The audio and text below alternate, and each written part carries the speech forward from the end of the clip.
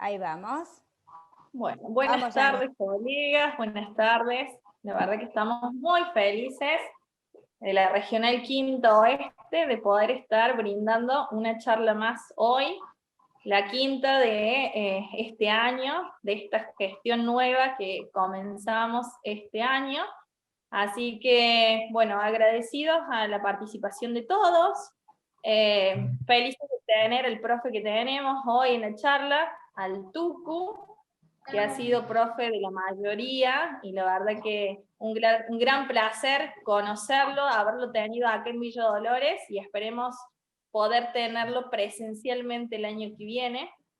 Así que solamente darles la bienvenida, agradecer a la licenciada Anabela Atala, que fue quien gestionó estas charlas, a la licenciada Andrea Oviedo, que es la vicepresidente de esta regional y que ha estado pendiente de estas capacitaciones. Y bueno, darles la bienvenida al profe, agradecer su generosidad por estas charlas, y les doy el pase a las moderadoras, que es un placer que participen también de esta regional, a la licenciada Andrea Molina y a la licenciada Andrea Martínez. Hoy es el show de las Andreas. Sí. Todas Andreas.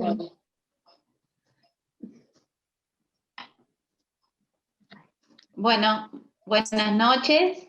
Yo soy Andrea Martínez. También muy orgullosa de lo que han generado mis colegas y amigas.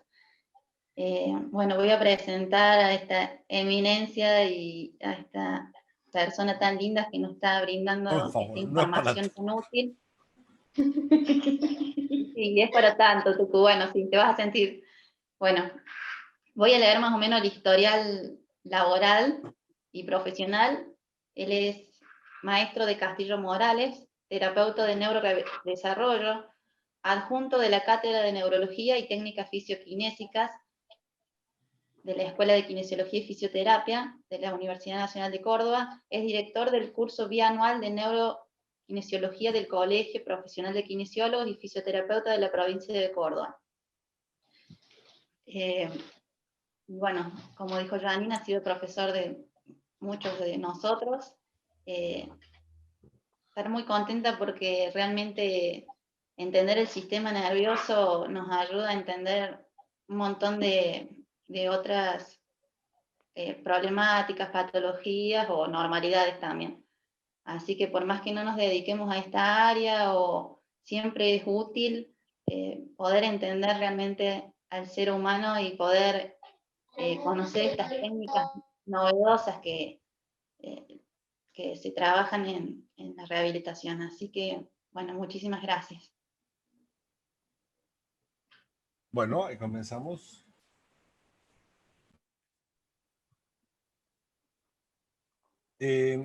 ¿Cómo les va? Bueno, gracias por la invitación. Hola a todos los que me conocen. Una alegría especial de verte, Fer, después de tanto tiempo. Siempre fiel a tu mate, por lo que veo. Yo me horrorizaba cuando viajabas de Río Cuarto, no sé, en esa época de tu vida, ¿dónde estabas? Al curso, y ibas tomando mate. Se daba solo el mate, me decías, en el viaje. Yo horrorizado, pero digo, esta chica se va a estampar en cualquier momento contra algo. Pero bueno, zafaste, se ve que no hizo. Y acá desubicado porque no entendía, porque no me entraba la cara de Andrea Oviedo con Andrea Martínez. Entonces digo, pero ¿cómo puede ser? Entonces empecé con un problema, dije yo. Entonces yo todo este tiempo estaba dirigiéndome a la persona equivocada. No, claro, ahora sí, claro, gracias. Yo veía y digo yo, ¿qué hice mal en mi vida? Por favor. Bueno, ya está. Yo pensé que me estaba dando ya el Alzheimer, ya estaba. Acá se acabó todo. Bueno, y acá quiero un saludo muy especial a Juan Real Arraigada, que es un colega que es de Neuquén. Él es de perfil bajo, también es bajo de altura, pero es de perfil bajo. Y es un chico con el cual estamos trabajando mucho en la universidad, con el contexto de la virtualidad, y la verdad que está haciendo un trabajo excelente. Por ahí es importante notar a la gente que que no dice nada y que labora y que está ahí presente, ¿no? Me parece muy, muy importante. Bueno, creo que también estaba por acá. ¿A quién vi recién? A Guillermo Ligoria. Bueno, más gente detrás de la Sí, silla. Tuco, estaba Guillermo, también Sí, sí. comentó en el chat. Bueno, el tema que nos convocaba hoy día, después de hacer toda esta serie de charlas, el tema de hemiplegia, que es un tema, digamos, que todos tenemos un paciente que podemos tener con hemiplegia en nuestro consultorio. Y bueno, ¿qué decir de nuevo de la hemiplegia? Para no aburrir, hice un PowerPoint, recién lo estaba viendo, está muy largo, está eterno de viejo. Pero simplemente recordar un poco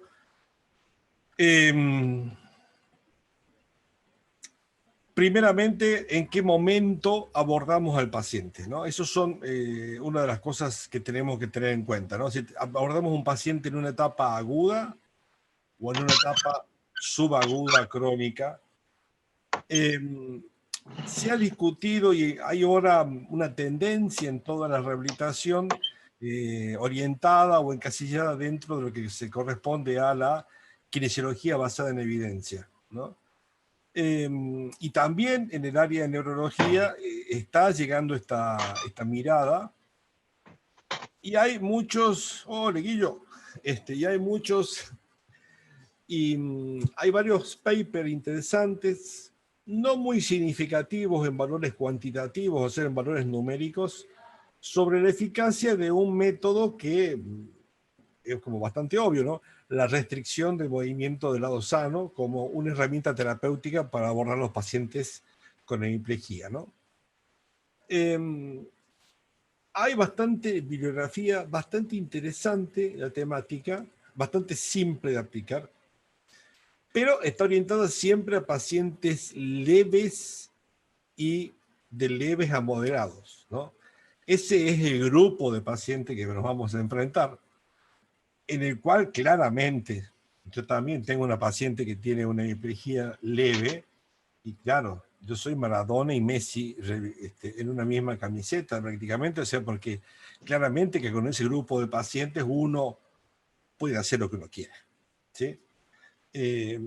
Pero el tema es cuando vos tenés un paciente que ya pasa del leve, del moderado a moderado severo y el paciente severo, ¿no?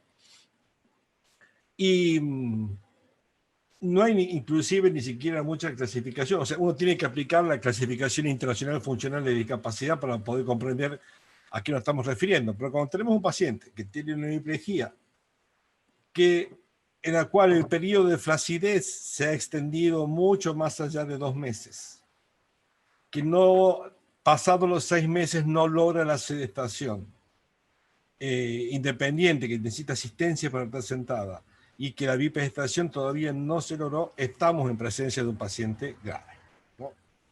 Entonces, ¿cuáles son las variables que sabemos? Nosotros sabemos que el paciente cuando tiene el ictus tiene un momento primario de flacidez. Esa flacidez sabemos que le dura hasta 2 semanas. Eso es coincidentemente porque cuando se produce, si estamos hablando, vamos a hablar a grosso modo de las isquemias, después podemos, 2 palabritas de la hemorragia si quieren, pero la isquemia, cuando se instala la isquemia, se produce necrosis del tejido, después de 6 minutos que el sistema nervioso no recibe oxígeno, se necrosa el tejido y empieza un proceso que va a durar 2 semanas hasta que se arme en la zona que estaba isquémica, que se va a formar como una caverna, un hueco, por así decirlo, que después va a ser rellenado muchas veces con tejido de la glía, o va a haber, se va a hacer como una imagen quística a través de eso, ¿no? Esas imágenes quísticas propias de los stroke, de los ACV. Eso es lo que se establece en las 2 semanas. Entonces, todas aquellas estructuras que estaban periféricas a la zona de la lesión, que en esas 2 semanas han pasado del periodo compresivo que que le significa la presencia del edema reaccionario a la agresión que tiene el sistema nervioso, entonces esas vías se van a recuperar su función, entonces el paciente tiene en esas 2 semanas como una mejoría significativa, ¿no? Esa mejoría significativa que tiene el paciente no es otra cosa que el intento del cerebro por intentar recuperar la función. No es obra del kinesiólogo, sí, no es obra de la fonoaudióloga, ni del santo que ha intercedido por el Señor que está pasando por ese trance, ¿no? Es una cuestión fisiológica que está pasando en ese momento. Bien. Entonces entendemos, ¿no?, de que están estos factores de neuroplasticidad que hay uno que tiene el WhatsApp web activado, la de Gallardo, silenciarlo, que me va a dejar sordo eso. Encima estoy con una otitis yo. Perdón. Silenciar el WhatsApp web. Entonces, a ver, hay muchos escritos que explican los factores de neuroplasticidad, pero básicamente la neuroplasticidad es la manera que encuentra el sistema nervioso de poder facilitar las vías de conducción, ¿no? ¿Y cómo hace? Mandando más neurotransmisores, mandando más receptores, enviando prolongaciones y formando todo un entramado sináptico que tenga una suficiente facilidad para transmitir el impulso nervioso y para tomar el control del movimiento. Eso no es algo exclusivo de la recuperación del ictus, ¿no? Es algo común, inclusive en los mecanismos de aprendizaje. Lo que sucede en un aprendizaje que es, en vez de ir por esta vía, si yo quiero aprender a mover mi mano derecha, que es esta, entonces las vías van a ir mandándose, se va a ir organizando redes sinápticas para que mi mano derecha tenga mayor cantidad y calidad de vías de información. Eso exactamente lo mismo sucede en una parálisis cerebral, en una parálisis facial, en un ictus, ¿no? Eso pasa exactamente lo mismo con eso. ¿Dónde está el riesgo de esto, no? Permítame, mientras ustedes, los señores administradores de esta charla, me pueden habilitar para que yo comparta. Está habilitado, Tucú. Estuve probando hasta recién y no estaba. A ver, fíjate. Dame un segundo porque... Ay, qué cosa fea esto que estaba por mostrar. No.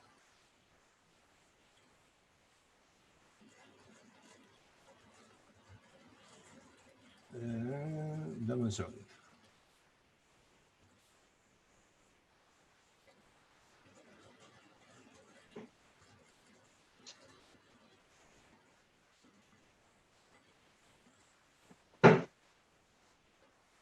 Solamente para comprender, voy a mostrar una...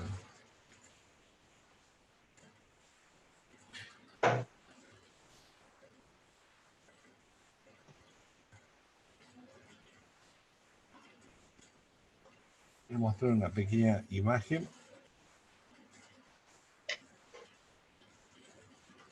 ¿Dónde está? Acá está. ¿Cómo hago para esto?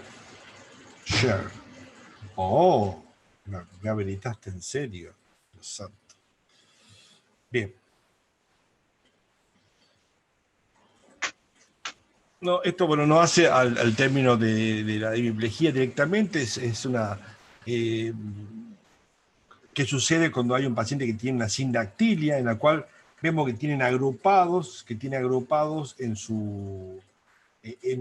la zona de la corteza que se está estudiando, todas las zonas identificatorias de los dedos, en comparación con la disgregación de zonas, la disgregación y la selectividad, ¿no?, de zonas en la corteza que corresponde a una mano normal. Entonces, ¿qué sucede, no? Si pensamos que tenemos un paciente que tiene una lesión del sistema nervioso y su mano ha perdido la capacidad exploratoria, y su mano ha perdido la capacidad de movimiento selectivo manual y perdió la capacidad de poder tomar objetos y de interactuar efectivamente con esos objetos. Lo que va a suceder es que la corteza se va a reorganizar, ¿no? Para que de tener esta representación que va a ocupar un gran espacio de la corteza, se va a simplificar, ¿no? Se va a disminuir ese espacio de la corteza y se va a agrupar todas las funciones. El resultado es que es como que ustedes agarren y tienen un gran salón con muchas líneas. Imagínense un aula de la universidad que tiene mucha iluminación y ustedes agarran y llaman a alguien y une todos los cables y los pone. Antes había 5 fichas para encender las 5 filas distintas de iluminación y ahora pone todos los cables de una sola ficha. Entonces el resultado es que sí, se va a mover, se va a prender y se va a apagar la luz. El paciente va a poder mandar comandos hacia esa mano, pero de esos movimientos que eran selectivos, que se estaban generando acá, no va a quedar nada. Lo que va a quedar va a ser un movimiento burdo, que no tiene un parangón y una organización en la corteza para saber cómo se debe mover, ¿no? Ya hablamos, bueno, los que estaban en la clase pasada, la tendencia hoy es primeramente a buscar evidencia para aplicar recursos terapéuticos, y la tendencia hoy es pensar en el movimiento, en el control anticipatorio del movimiento, pensar qué es lo que pasa antes del movimiento, ¿no? Y ese pensar qué sucede antes del movimiento implica que uno tiene que estar pensando de otra manera distinta en el entrenamiento hacia los pacientes. ¿Qué hacemos con los pacientes nosotros con una hemiplegia, ya sea que esté en etapa aguda? Y tenemos que regular esta gran alteración que tiene el paciente, que es la alteración tónica. Eso es lo que tenemos que regular en estos pacientes. Espérense que hice mal algo. No del todo mal, ¿no? Tenemos que pensar que el paciente que tiene una lesión de este tipo de alteraciones propias, ¿no? Van a necesitar sí una excelente valoración por parte del profesional. ¿No? Disculpe que yo soy amigo del Meet y con el Zoom no me llevo bien.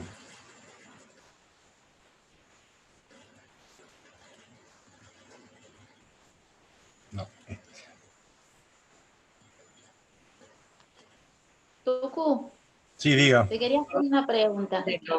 Se lo daría a alguien, por eso nomás. Avísame, besitos.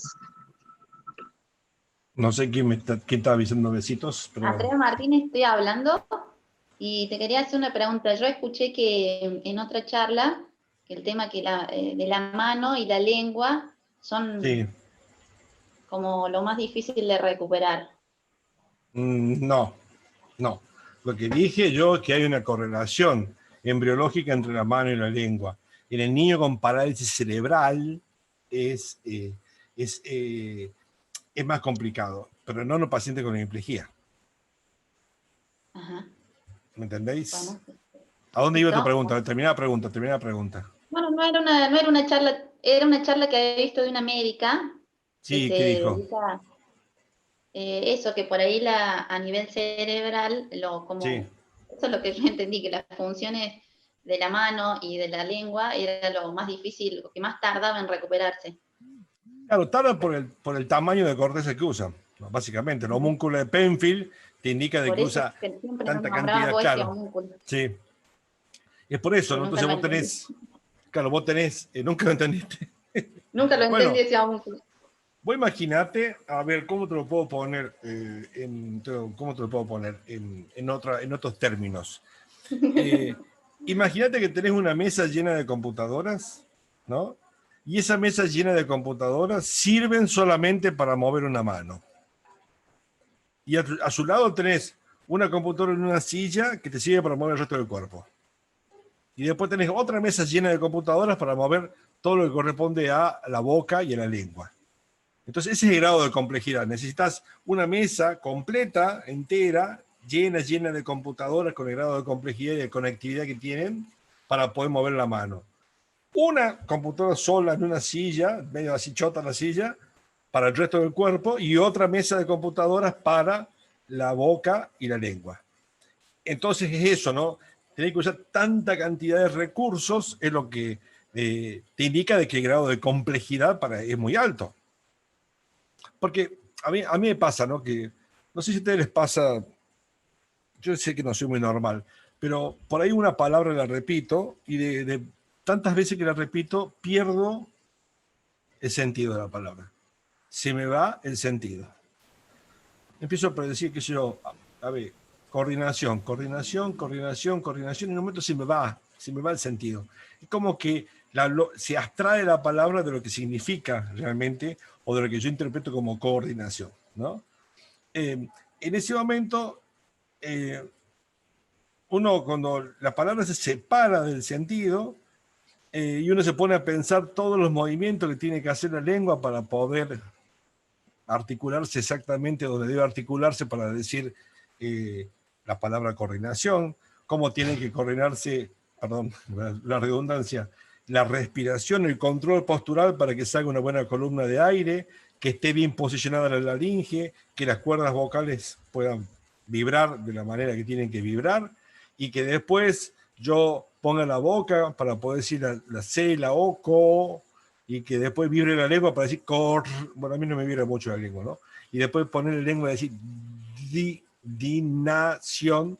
Todo eso genera una cantidad de ajustes en la corteza cerebral para poder, para que yo pueda decir esa palabra, ¿no? Y la mano también tiene toda una serie de sensores que tenemos que tener para poder generar esta funcionalidad en la mano y poder entrenar la mano. Por eso que los pacientes que tienen hemiplegia es pero tan difícil recuperar la mano.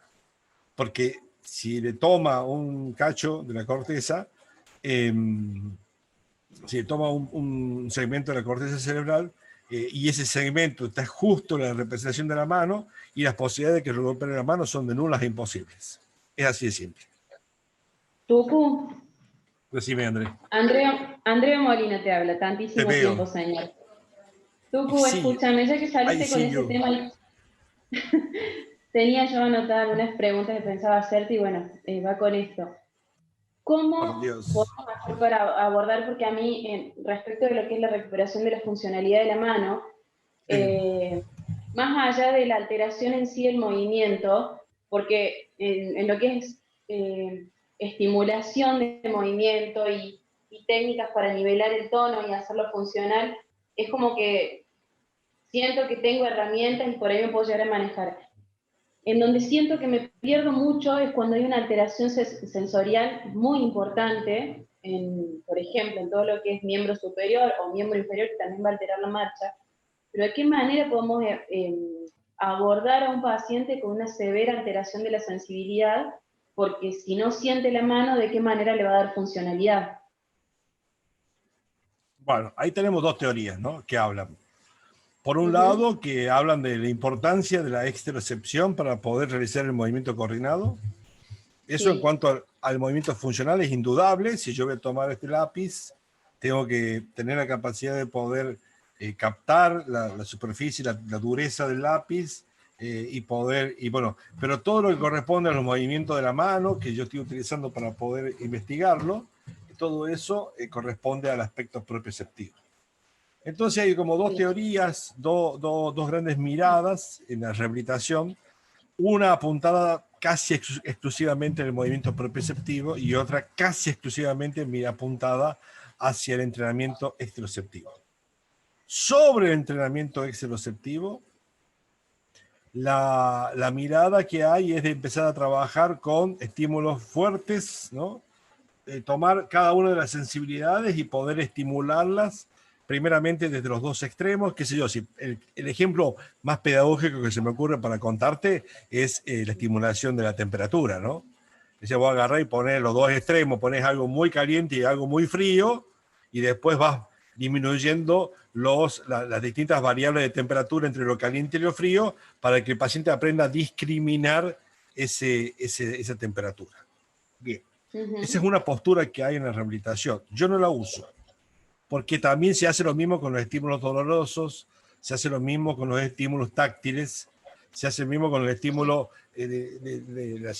para poder trabajar la simultagnosia, o sea, poder comprender dos toques al mismo tiempo. Yo no lo uso eso, porque como una terapia o un enfoque terapéutico orientada solamente al nivel de estimulación, ¿no? Y se mantiene siempre dentro de estimulaciones muy selectivas. ¿Qué sabemos hoy sobre esto, no? Antes, ¿qué es lo que se sabe hoy como cosas nuevas? Los receptores corporales, ya sean propioceptivos y los exteroceptivos, que son totalmente frecuentes y con mayor distribución en la pulpeja de los dedos para los exteroceptivos y en las articulaciones, en los tendones, en los ligamentos, son 3 veces se encuentra más en número dentro de las fascias. Y la fascia es un aspecto que yo por lo menos no la tenía muy en cuenta. Podemos discutir mucho sobre la tensibilidad facial y sobre la tensión facial que se puede transmitir por todo el cuerpo. Puedo estar de acuerdo o no puedo estar de acuerdo, pero lo que no puedo dejar de estar de acuerdo es que la cantidad de receptores que tiene la fascia, entonces, cualquier información que impacte sobre la tensión sobre la fascia, que estimule estos receptores, va a generar un potencial de acción que va a viajar hacia la médula espinal, ¿no? Y en ese caso, el principio de simulación temporoespacial es lo que más vale, ¿no?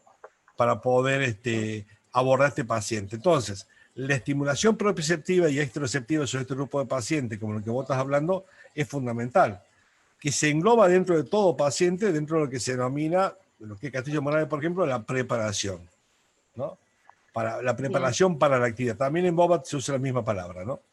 Entonces, el trabajar con estimulaciones profundas que abarquen el deslizamiento no solo de la piel, la deformidad de la piel, sino de todas las articulaciones, de una manera que te ayude a integrar toda la información hacia todo el miembro superior, vos generás una cantidad de información terriblemente grande y abogás a que algo de esa información se integre en la corteza. Por ejemplo, Lo peor que lo peor que podés hacer, sí, lo peor que podés hacer es no hacer nada. A ver, espérate un poquito. Dame un cachito, dame un segundo que te busco. Me hacen cambiar todas las presentaciones de chicas. Perdón, es que hacía mucho que no hablaba con vos. Con vos. Déjame que vea qué tengo para mostrarte. Dame un segundo. ¿Dónde estás? Decí que estoy en mi computadora, pero la pasada me agarró en Tucumán en la charla. Tenía 2 fotos y medio video solamente, nada más.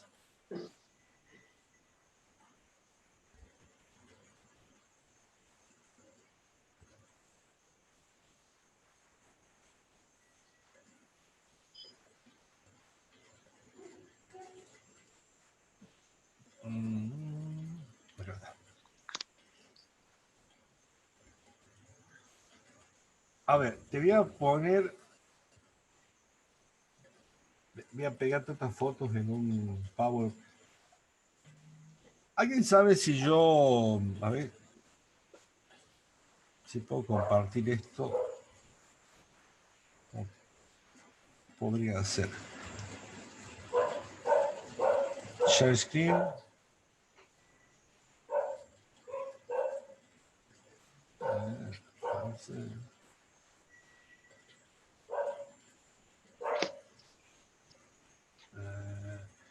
A ver, yo voy a compartir esta carpeta. Díganme si ustedes ven la foto. Ven, si yo abro foto una a una, ¿se va viendo? A ver.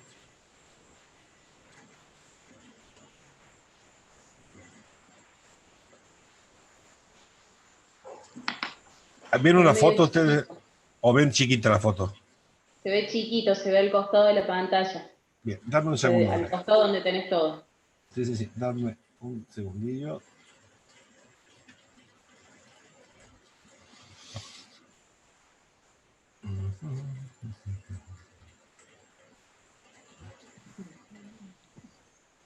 Bueno, entonces, si vos, por ejemplo, comenzás trabajando, ¿no?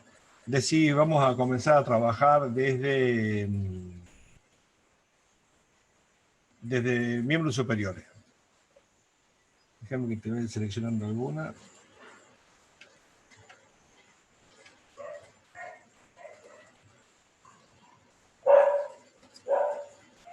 Ese perro es mío.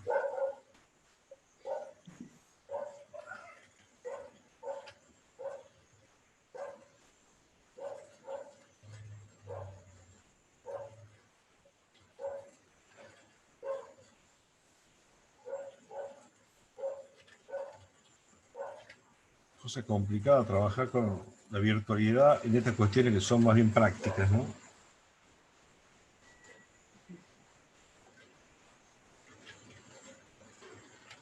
Bien. Bueno, ahora sí.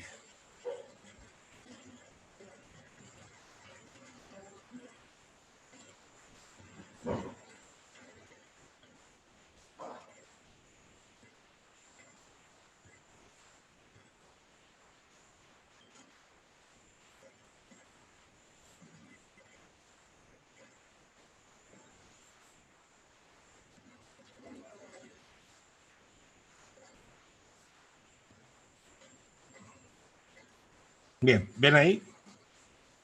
Sí. Perfecto. Bueno, esto es un curso, ¿no? No es de un paciente, ¿no? Pero acá la terapeuta le está explicando a la que se hace de paciente, ¿no? Que uno de los objetivos de lo que está por hacer es recibir una gran cantidad de información en el miembro superior y que ella tiene que pensar en la posición de las escápulas como primera parte, ¿no? Empezar a ponerlo al paciente en la responsabilidad de sentir su cuerpo. Entonces, si bien podemos hacer una cuestión que es bastante pasiva, entre comillas, ¿no? Es decir, trabajar con el paciente acostado, podemos trabajar con esto que el paciente aprenda a sentir la transferencia de peso y nosotros trabajar con nuestras manos incentivando la transferencia de peso para que el paciente pueda sentir realmente. Eso es un gran punto de partida, ¿no? Si vos lográs que el paciente, estando acostado, sienta la transferencia de escápula, que es una articulación o una zona del cuerpo extremadamente proximal y por lo tanto bastante fácil de que la pueda sentir, ¿no? Entonces vos podés trabajar más desde las manos para que podés trabajar sobre el resto de las extremidades. Y lo que está haciendo ella, bueno, en Castillo se hace y también se hace muy parecido en Bobat. Te diría que la diferencia que hay es que en Castillo vibramos y en Bobat no vibran. Sería como la diferencia. Lo que está haciendo es aplicar estimulación en todo el miembro superior, ¿no? Desplazando el plano muscular al plano óseo, desplazando el plano facial también. Tiene que haber deformidad de la piel cuando uno hace este tipo de información y jugando, ¿no? Porque vos imaginate el movimiento que puede estar haciendo cada terapeuta. Les puede estar haciendo, si ella mueve sus manos alrededor del brazo de la paciente, está haciendo una stretch de toda la piel de esa zona, pero al mismo tiempo la terapeuta hace un impulso hacia la articulación del hombro. Eso es importante, porque vos si mandás información a través de los propios receptores de presión, como la mano también tiene función y desarrollo en las funciones de la mano para el apoyo, entonces es muy probable que el paciente a partir de ahí ya empiece a recibir información. Y eso va haciendo la terapeuta en todo el segmento del antebrazo, y después se dedica a hacer exactamente lo mismo de una manera muy selectiva sobre las articulaciones del carpo, las articulaciones de la primera y la segunda fila del carpo, la carpo-metacarpiana, las intermetacarpianas y en cada una de las metacarpos falángicas, correspondiente a movilización profunda de todos los planos y luego alternar la tracción de los dedos, de todos los dedos, de un dedo aislado, de todos juntos, y después hacer presión de los dedos también, siempre intentando que la información que uno brinda en el dedo se transmita al codo y del codo al hombro.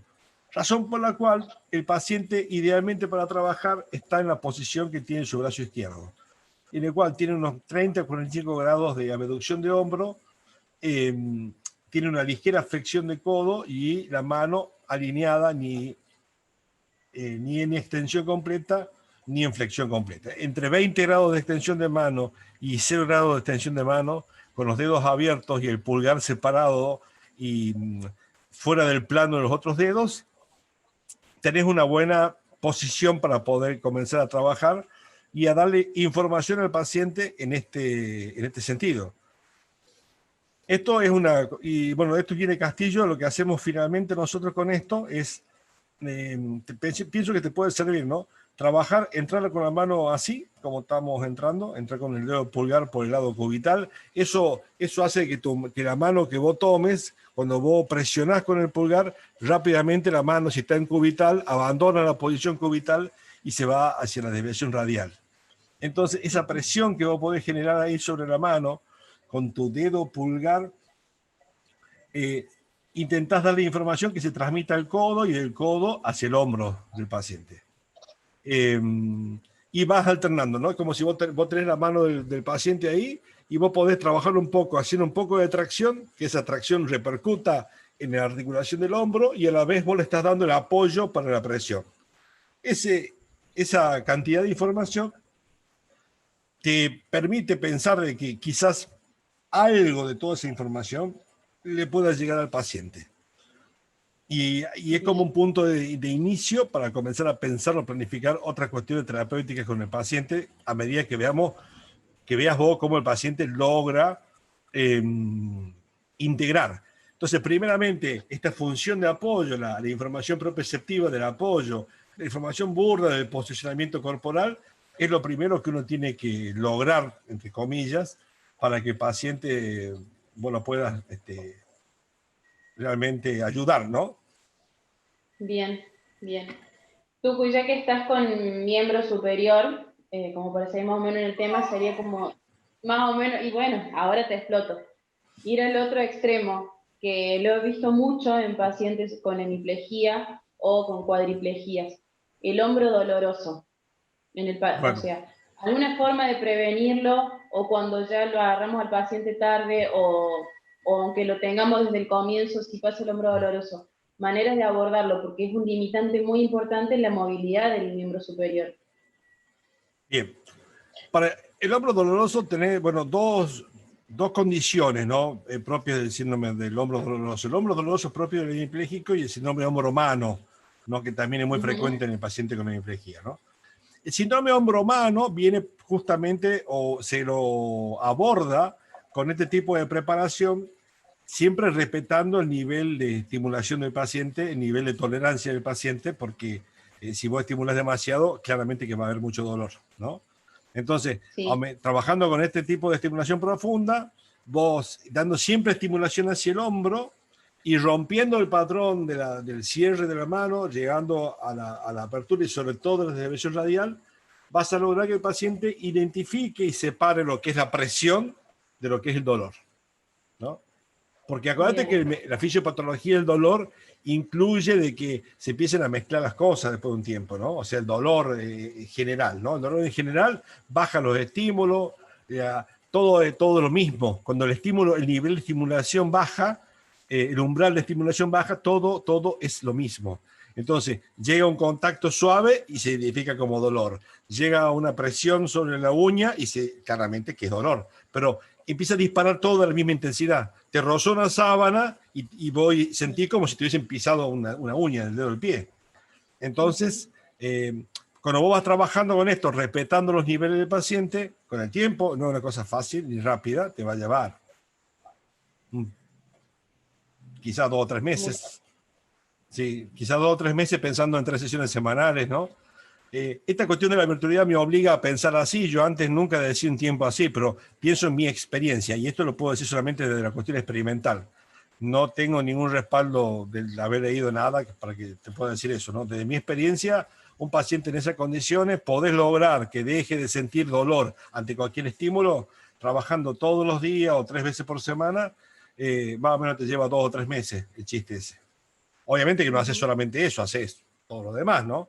Pero en esos 2 o 3 meses, todo lo que podés hacer del control postural está bastante limitado por la presencia de este dolor que te jode, claramente, ¿no? Eso es lo que podías hacer. Eso. Y la otra causa del hombro doloroso es la subluxación escapulohumeral, ¿no?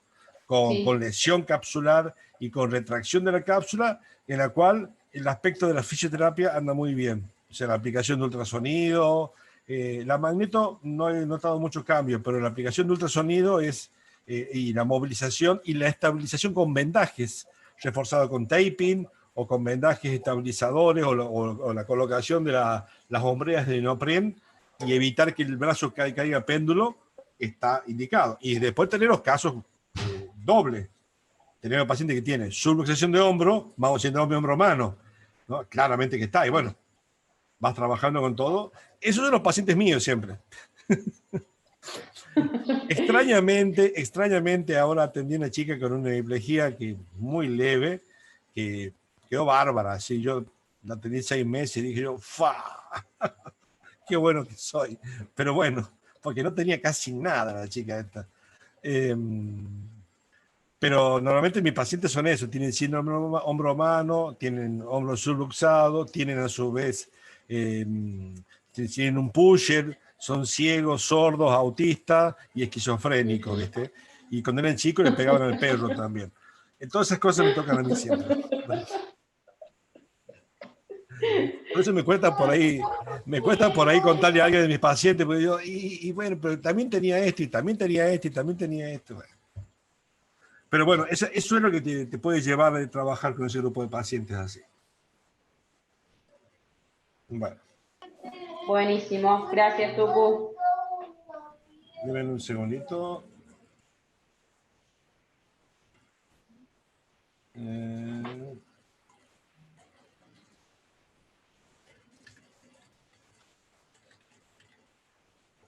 No, me están avisando que suspendieron una reunión y no sabía nada. Bueno. ¿Dónde quedé? Hice un lío con los cosas, con los PowerPoint, le puse... Perdón. No, bueno, está bien. Esto, habíamos quedado por acá, ¿no? Esta cuestión de... ¿Están viendo el PowerPoint ustedes ahí? Hola, ¿ven el PowerPoint? No, Tucu, no se ve. Ah, gracias. ¿Ves? Disculpen. Al compartir pantalla, la flechita verde de abajo. Sí. Muy bien. Sí, ya te voy a agarrar el Meet. Oh. ¡Bravo! No, yo Meet no lo sé usar, así que por eso era solo una... Inclusive yo en el Meet tengo, ya saben, los atajos de teclado y todo lo demás. Claro. Espérenme un segundito.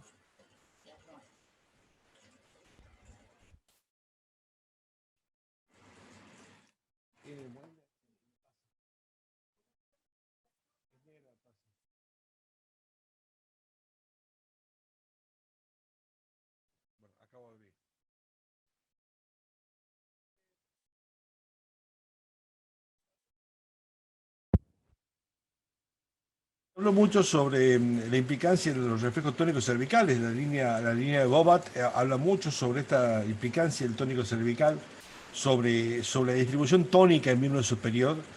Y esto claramente que es una realidad, ¿no? Ya pasando la etapa flácida, el paciente que recupera la posición de sedestación, que recupera la posición de bipedestación, empieza a tener mucha compensación funcional y hay algunas líneas de pensamiento terapéutico que hablan de que es una estrategia terapéutica olvidarse de estimular el lado sano y dedicarse solo el lado pléjico y dedicarse solamente a estimular el lado sano y la compensación. También existe eso.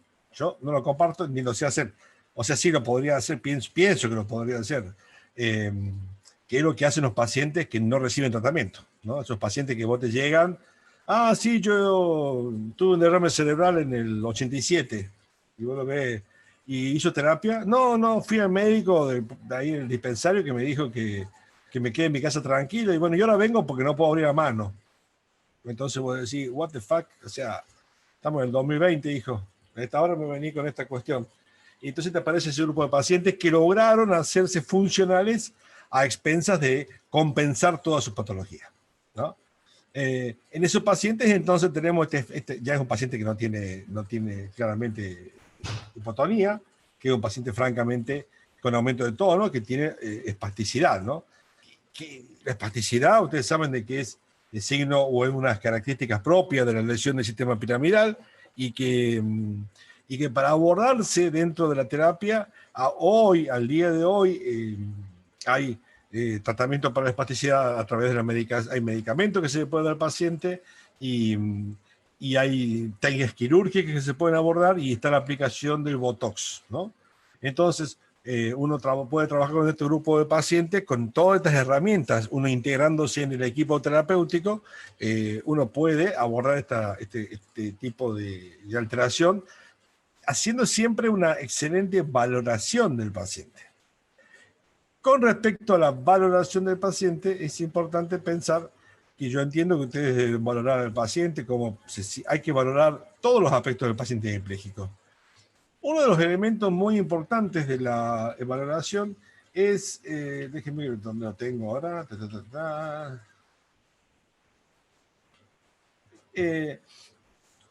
Hay que evaluar todos los problemas, la problemática que tenga el paciente, ¿no? Por ejemplo, una de las cuestiones que nosotros hemos dejado de evaluar es la variable de fuerza muscular. Obviamente que en el paciente que tiene, en el lado pléjico del paciente, la fuerza muscular va a estar disminuida. Pero se ha también dejado de hacer la valoración de los músculos del lado sano, ¿no? Y eso nos lleva a pensar de que estamos dejando de lado muchos elementos sistémicos que tienen que ver con la atención real del paciente. Otro elemento que no se valora y que tampoco se aborda mucho en la terapéutica cuando el paciente ya adquiere la marcha es el entrenamiento a la resistencia aeróbica, ¿no? Es otro elemento. Nosotros entrenamos para que los pacientes se muevan lentos, seguros, en un ambiente controlado, con un grado de iluminación determinada, con la presencia, diríamos, casi omnipresente del terapeuta, que está siempre ahí. Nosotros estamos siempre ahí, la mano está siempre nuestra disponible para cuando él necesite, nuestro cuerpo está a disposición para que si el paciente pierde el equilibrio, nosotros rápidamente evitemos la caída, y ese es el contexto en el cual nosotros entrenamos a nuestros pacientes. Y el contexto real es otro, ¿no? Entonces, abordarse o pensar cuál es la realidad del paciente, dónde tiene que desplazarse, dónde tiene que moverse el paciente y estimularlo para que él logre incorporarse en la vida social, es una de las mejores cosas que podemos hacer con los pacientes. Porque realmente nos va a plantear el desafío, ¿no? Nos va a plantear el desafío de que no va a estar solamente pensando, no vamos a estar pensando en el perfeccionamiento de la marcha, sino que la marcha sea eficiente, ¿no? O que la sedestación o la postura del paciente sea eficiente y no estemos trabajando con un ideal de postura, el tipo derechito, la cabecita alineada y el movimiento perfecto del brazo pléjico para intentar tomar el mate, ¿no? Entonces, nosotros nos vamos a sentir también mucho más estimulados si nosotros logramos que el paciente se sienta realmente motivado por el medio ambiente, ¿no? Entonces, no es loco con estos pacientes decirle, bueno, mañana o pasado vamos a ir a tomar un café, con el paciente, bueno, disculpen, esto lo pienso siempre antes de la pandemia, ahora todo un problema esto, ¿no? Pero bueno, salgamos del lado, buscar una forma de que el paciente, no sé, salga de su casa y se vaya a tomar, salga de las cuatro paredes que lo encierran y salga y se vayan al patio a tomar algo fresco y plantearse ahí los desafíos, ¿no? Cuando tiene que abandonar el piso el piso liso y pasar hacia una, no sé, una carpeta más rústica, que hay un concreto mucho más rugoso, más irregular en la superficie, que uno se encuentre con una porción de césped o una porción de tierra o de piedras, ¿no? Si hay escalones, y ver cómo el paciente logra resolver esa problemática, y es ahí donde nosotros realmente vamos a poder trabajar con el paciente. Discúlpeme un segundo.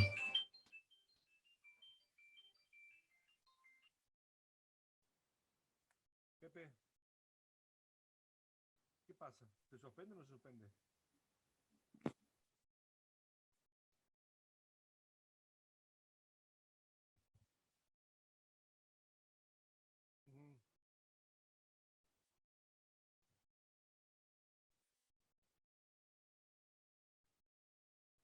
Sí, yo también tuve eso pensado en sí.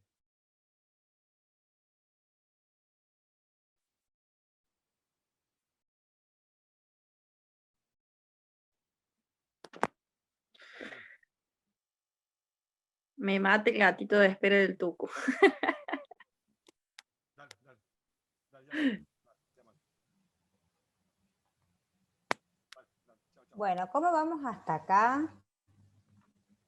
Si quieren, como dice la licenciada Molina, pueden ir escribiendo las dudas en el chat.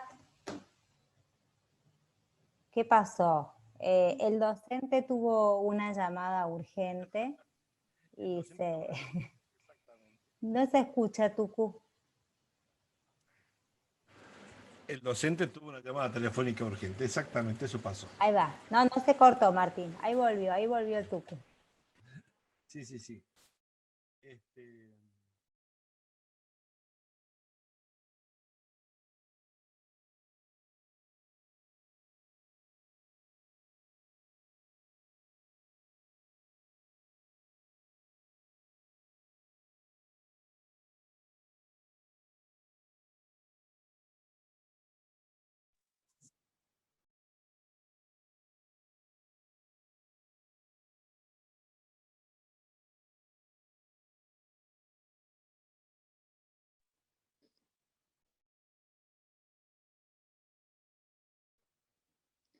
¿Se escucha?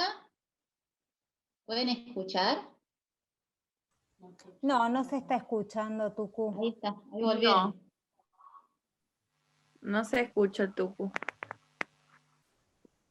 No. Dígalo con ¿Ahí? link, aparece. Ahí sí. Ah, bien. Bueno, ¿preguntas hasta ahora? No, Tucu, hasta ahora no surgió ninguna pregunta de los otros colegas. Los maté. A ver. Bien. Bueno, eso es una de las cosas que les hablaba, ¿no? Esta Ay, cuestión perdón, ¿quién era el teléfono? Yo tengo una pregunta. No. Bromita para cortar el hielo. No, si acá no hay más hielo, hija. Hace rato. Hay 40 grados a la sombra en mi casa ahora en este momento, así que no hay hielo. En mi casa también. Sí. Bueno, entonces, uno de los aspectos, ¿no? Esto de pensar en trabajar el aproximamiento del paciente hacia la situación cotidiana social, no solamente hacia lo que corresponde en su hogar, ¿no? Y para mí esto es una cuestión no muy científica. El paciente que se enfrenta rápidamente a la problemática de independencia en su vida cotidiana es el paciente que realmente logra evolucionar. Y el paciente que se queda sentado esperando la terapia como que la terapia le va a brindar la solución para que algún día vaya a tomar un café de shopping, ese es el paciente que no sabe, ¿no? El paciente que realmente... Entonces nuestro trabajo va más allá, mucho más allá de poder decirle al paciente, no sé, ponete así, estabilizar el hombro así y qué sé yo. Va mucho más allá de eso, porque en cómo nosotros nos dirigimos al paciente, establecemos el contacto, mantenemos el vínculo con el paciente, podemos motivarlo para que el paciente salga de esa situación de la espera, ¿no? Porque esto de la espera, que la terapia le brinde lo que en sí es una fantasía. El paciente está deseando recuperar su vida pasada. Y todo lo que estamos acá presentes sabemos que ningún paciente nuestro va a recuperar su vida pasada. Que va a comenzar una nueva vida, seguro, se los aseguro. Eso se lo pongo la firma ya, ¿no?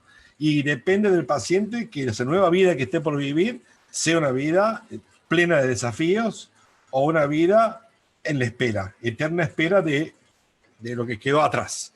Entonces, nuestra labor va mucho más allá de la ejercitación, del entrenamiento, sino que está en descubrir en los pacientes cuál es la verdadera beta en la cual nosotros podemos explotar para que el paciente salga de esa situación y realmente pueda enfrentarse a la vida de un modo natural y nosotros acompañarlo en ese proceso, ¿no? Entonces ahí vamos a tener el desafío, porque ahí sí va a ser fácil decirme, che, Tuco, tengo un paciente que vos sabés que cuando se quiere subir la escalera se cae. Y yo te voy a decir acá, y bueno, le elongate los dos isquios, los dos psoas. Ah, no, y bueno, boludo, fíjate. Porque cuando tiene que levantar una pata, tiene que tener los dos psoas elevados. Bueno, eso es un pensamiento, ¿no? Como un ejemplo. Entonces, ahí realmente tiene sentido elongar el psoas. Ahí tiene sentido realmente trabajar la disociación de cinturas. El paciente no está... Hay una pregunta. Sí, Hay una pregunta de un licenciado. Ya te la leo. El licenciado Martín Torres pregunta, ¿cómo abordar a un paciente con ACV hemorrágico en etapa aguda? ¿Cómo se puede comenzar la terapeuta? Bueno, los pacientes que tienen ACV hemorrágico son los más graves en cuanto a la mortalidad, ¿no? El 80% de los pacientes que tienen ACV hemorrágico fallecen en las primeras horas o fallecen en la instalación del ACV, ¿no? Hay que pensar que el paciente que tiene una hemorragia cerebral tiene una serie de complicaciones clínicas asociadas a la medicación también que se le da al paciente y a las medidas terapéuticas médicas para mantener la estabilidad hemodinámica del paciente. Entonces tenemos un paciente que tiene otra condición clínica. Generalmente los episodios de hemorragia están asociados a grandes crisis hipertensivas. Entonces no es infrecuente que veamos un paciente que tiene un ACV hemorrágico más un episodio cardíaco asociado, una insuficiencia cardíaca derecha o izquierda, con una crisis hipertensiva, con una tensión arterial que no está totalmente regulada y tiene bastante inestabilidad hemodinámica estos pacientes. Entonces en estos pacientes siempre es importante en etapa aguda comenzar trabajando con el posicionamiento en este paciente, en el isquémico hemorrágico, pero trabajar con el posicionamiento y con la movilización periférica para evitar, ¿no?, la presencia de que haya tromboembolias asociadas por la inmovilidad y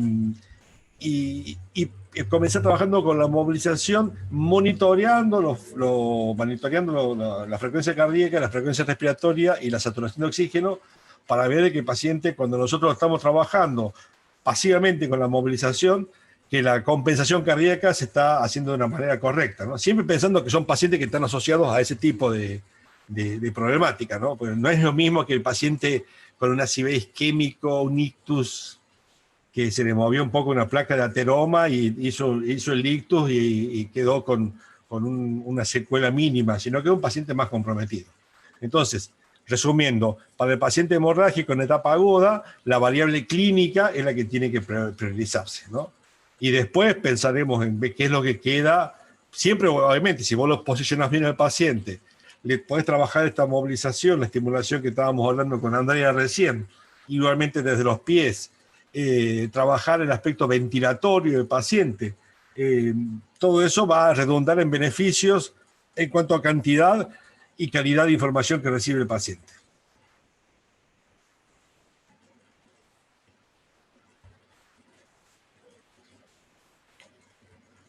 ¿Está? 19 años, acá leí. Hace 2 meses, sí. Vos sabés que, Marianela, yo atendí a un paciente también de 18 años con un ACV hemorrágico, terrible, le voló el cerebro al chico ese, ¿no? ¿Lo están bipedestando de manera autónoma o están usando una tabla de verticalización? Podés activar tu micrófono si querés comentar. Hola, ¿cómo están? Hola, ¿cómo andás? Hace 2 meses, bueno, ingresó un paciente, lo empezamos a ver más o menos a los 15 días del ACV. Se supone que es por una malformación arteriovenosa. Sí. Y bueno, después estuvo bastante descompensado, pero comenzamos una terapia, armamos un equipo interdisciplinario. La verdad que respondió espectacular. Un ACV hemorrágico izquierdo, se afectó toda la parte derecha, parálisis facial, una hipotonía tremenda, es muy flaquito, y la verdad que yo digo, eso le colaboró tanto porque, bueno, empezamos desde todas las áreas a abordarlo, y hoy logramos una bipedestación. Él lo está haciendo ya está caminando con bastón, entramos largos y entramos cortos, lo está haciendo, él quiere probar y va pasando a lo mejor del camastro, hasta ya se subió a una cinta. O sea, es Muy algo, bien. yo le dije, vos sos un perro verde, porque es Sí. algo Che, increíble. Marianela, ¿en qué territorio en dónde estaba la hemorragia? Eh, no, ahí no me acuerdo. No me acuerdo, ahora le pregunto bien a la doctora, sinceramente no ¿Fue me un acuerdo. ACV, me dijiste, izquierdo o derecho? Izquierdo. Izquierdo, ajá. ¿Y Sí, tuvo compromiso del lenguaje? sí, sí tuvo ¿Tuvo compromiso del afasia? lenguaje. ¿Eh? ¿Tuvo afasia? Sí. ¿Y era afasia motora o sensitiva? Motora, me parece. Ah, ah. Sí, debe ser Respondió, es como que es una cosa que yo no lo puedo creer. O sea, empezamos a trabajar y bueno, él cuando llegó era un flam. Bueno, empezamos de a poquito, se fue sentando, se fue incorporando, fue rolando, bueno, todo. Y hoy está caminando y de todo, hace, pero claro. de todo. Es una cosa Decime una cosa, increíble. ¿tuvo alteraciones visuales? No, No, no. bien. Ujú. Yo pienso que No. debe tener, lo más frecuente de ese tipo de lesiones así son los ACV o las malformaciones arteriovenosas de la carótida, cuando ingresa y se subdivide para la cerebral media, ¿no? En ese punto es generalmente cuando puede dar ese tipo de lesiones que te dejan esos ACV que son como rápidamente pueden evolucionar si que la hemorragia no es muy grande. Si la hemorragia es muy grande, Ujú. se complica todo, ¿no? Pero Claro, o sea, claramente que... sí, en el momento que le dio, como no pudieron todavía resolver por qué le sucedió la causa. Al haber tanta inflamación Claro. y todo, todavía no pudieron. Ahora van a ver en el siguiente control, lo estamos siguiendo con una médica neuróloga y se supone que es una MAP, no se sabe bien. Sí. Eh, ¿Dónde estás vos, Agarró así Marianela? de golpe, o sea, un chico totalmente sano, y Sí. le agarró y bueno, se supone que viene de ahí, Sí, yo porque no tengo hay, ahora no hay actualmente hipertensión.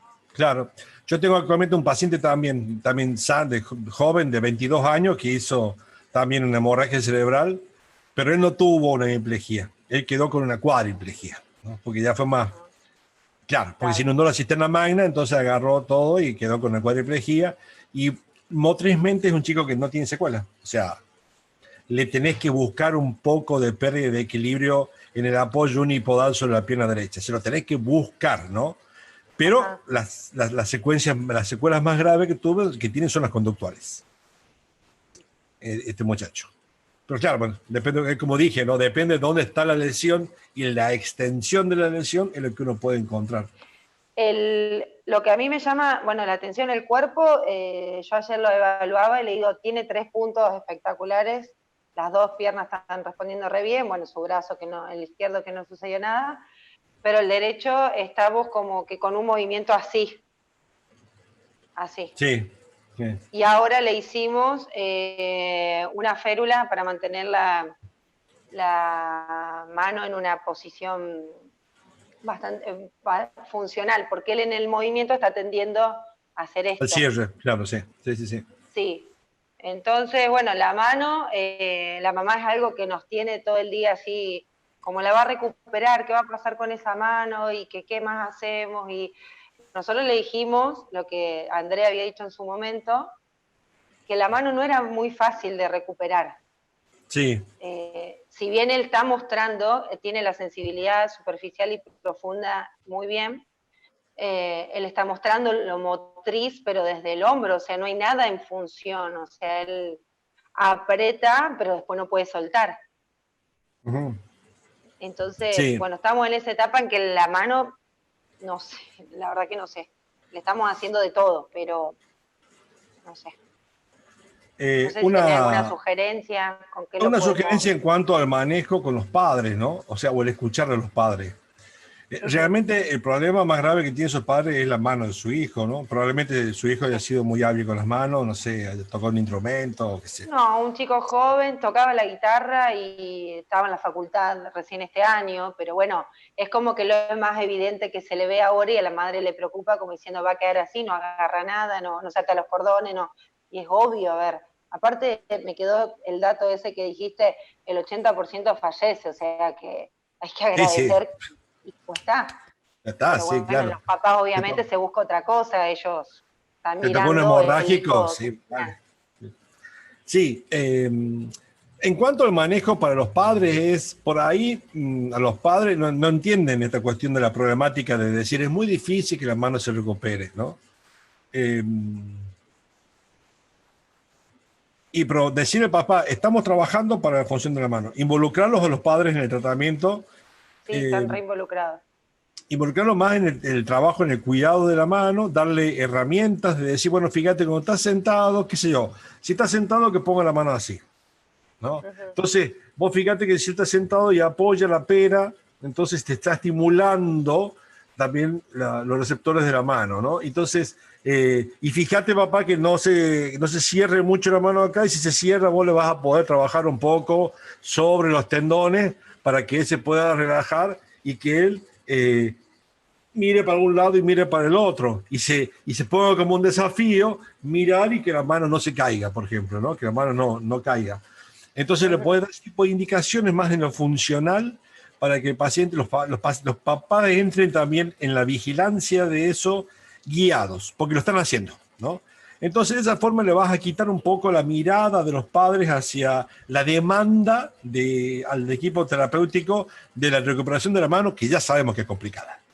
Es complicado, o sea, un pronóstico, ella quiere un pronóstico. No, o sea, yo no tengo pronóstico, siempre le digo, no le pongo techo, yo tampoco, o sea, vamos con el día a día. ¿Siente la mano el chico? Sí. Siente la mano, sí. Sensibilidad superficial y profunda hay. Y bueno, hay este movimiento, pero no hay función. No hay nada. Pero hay hombro solamente. Hay hombro. Hay recursos para poder aplicar, ¿no? Por ahí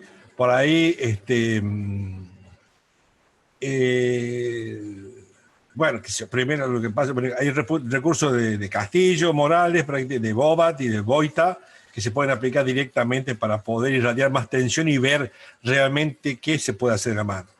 Por lo general, si vos tenés un hombro, ¿no? que funciona, que no hay un disparo de espasticidad en el codo que está interfiriendo, que solamente está apareciendo en la mano, son manos que, digamos, pueden tener buen pronóstico, pero allá a lo largo, estamos 2 meses nomás en la ACV. 2 meses, re poco. No tenés nada de tiempo todavía. Sí. Es una realidad que en el ACV son 6 meses más o menos la ventana que tenemos del pronóstico que va a quedar, algo así, ¿o no? No, yo no creo en eso. No creo porque si no... Nunca, a ver, sí, en el primer año de vida, escúchame, en el primer año post-ACV es cuando vos vas a ver una gran cantidad de logros, ¿no? Que el paciente puede sostener. Y después de eso, esa curva ascendente que hay en la rehabilitación tiende a estabilizarse, con picos que se hacen cada vez más espaciados. Viste que el proceso de rehabilitación nunca es ascendente siempre, sino que asciende, hace una meseta, otro ascenso, un descenso, y así. Bueno. Quizá en un paciente joven como el que vos tenés, en un año vos vas a tener mucho logro y después tiende a estabilizarse. Pero eso no quiere decir bajo ningún punto de vista que se va a quedar así. Ajá. ¿no? Eso no quiere decir con ningún punto de vista que se va a quedar así. El paciente siempre puede mejorar y también puede empeorar. Sí, eso es así, ¿no? Entonces, que uno no tiene que bajar los brazos uno en decir, bueno, lo que se hizo hasta este momento, después de un año de la instalación de la CB, es lo máximo que va a poder lograr. Porque primero que es una mentira. Y segundo, porque nosotros nos posicionamos mal. Si nosotros empezamos a pensar, este negro llega hasta acá porque mañana cumple años en la CB, si hoy no se para, mañana no se va a parar más. Si vos pensás así, vos te estás limitando también como terapeuta y tu equipo se está limitando. La realidad es que uno tiene que evaluar al paciente. Uno tiene que hacer el ejercicio de decir, bueno, cuando estás en crisis, agarrar un día y decir, bueno, lo voy a evaluar desde cero. No dejes pasar ningún detalle y te vas a dar cuenta cuando haces una reevaluación en profundidad que vas a descubrir muchas cosas que vos no estabas viendo. Bien. Lo más rápido, si tenés una colega, le decís, che, vení, míramelo a Pedrito.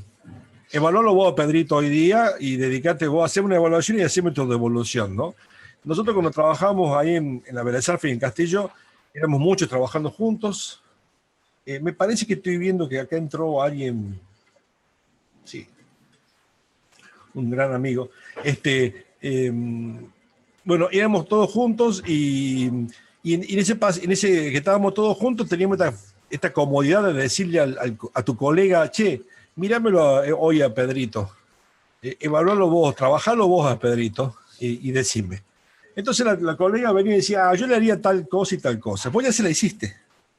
Pero quizá en el momento que vos hiciste la estimulación H, beta, Z o la X28, la que vos le hayas hecho al paciente, en ese momento sirvió para una cosa y hoy esa misma maniobra, ese mismo recurso técnico aplicado y visto con una mirada más fresca, te puede generar otro tipo de respuesta, ¿no? Otra calidad de respuesta y entonces hace de que vos también no te ahogues en la ansiedad y no entres en el juego, que no es un juego, no entres en este cuadro natural que sucede en los pacientes, con los familiares y los objetivos terapéuticos que se empiezan a perder y las ansiedades, ¿no? Eso es algo muy, muy útil. Si estás trabajando sola, no te queda otra como que agarrar y un día decir, voy a evaluarlo al paciente hoy y empezás desde cero la evaluación. No le vas a preguntar cómo se llama, por supuesto que no.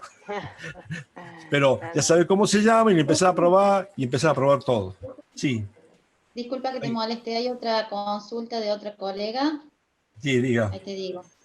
Licenciada Carrizo Anaí pregunta, en mi caso particular tengo un paciente de 52 años que ingresa a terapia intensiva por una crisis hipertensiva, donde desencadena un ACV hemorrágico hemipléjico derecho, sin control de sus extremidades del lado afectado. Y las terapias fueron avanzando donde hoy el paciente tiene una independencia total, que ya anda en bicicleta. El tratamiento fue muy exitoso. Pásame la receta.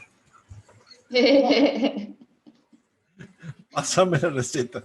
Yo siempre que nos dieron cursos por ahí me dicen, che, escúchame que es un grupo de pacientes que puedo hacer. Ni idea. Cuando sepas, avísame. Sí, hay pacientes que la cosa van bien, pero bueno. Pero hay que pensar que hay muchos pacientes que la pasan mal y que no les va tan bien, ¿no? Entonces, bueno, éxitos y una alegría tremenda que los colegas puedan encontrar ese grupo, o sea, encontrar realmente cómo ayudar a ese grupo, a esas personas y que haya funcionado todo. Pero también están los otros, ¿no? O sea, así como tenemos unos flotando arriba, tenemos un montón abajo nosotros los terapeutas, ¿viste? Como una médica amiga mía dice, los errores míos están bajo tierra, los de ustedes andan caminando, andan en la calle. ¿Viste? Los pacientes, lo que nosotros fracasamos como terapeutas, están ahí. Son pacientes que van a estar siempre con problemas y lo vamos a ver. Anaí Carrizo, dígame. Bueno, hola, buenas noches. Yo soy Anaí, trabajo en una clínica acá en Chilecito, La Rioja. Bueno, este paciente de 52 años, acá lamentablemente en Chilecito no nos favorece las temperaturas. Queremos altas temperaturas y bueno, este paciente fue un desencadenante importante donde él ingresa a la terapia intensiva de la clínica San Nicolás con una crisis hipertensiva tremenda, donde Claro. yo lo trato de estabilizar las primeras 24 horas, y ahí a la hora siguiente, 48 horas, empezamos con las terapias intensivas, donde yo estoy ahí en la terapia intensiva y se le hizo parte neurológica totalmente. Él no Claro. tenía noción de dónde estaba, empezando Sí. por eso. Donde se fue trabajando paulatinamente, con varias evaluaciones, y llegamos a tal punto de que, bueno, pasaron las 72 horas, el paciente sale de terapia intensiva y se va a sala común. Se siguen las terapias en sala común, y una vez dada el alta, entre eso pasaron tantas evaluaciones, técnicas que se utilizaban en ese momento, se le da el alta total, Sí. donde él después reingresa al consultorio externo, ambulatorio. Venía primero con andador, después pasamos a bastón. Entre esos, por cierto, se fueron trabajando las distintas etapas evolutivas, de donde también se mandó de neurodesarrollo, taping, estimulación. Fue grandioso. Para hacer mi primera experiencia, fue brutal, excelentísimo fue.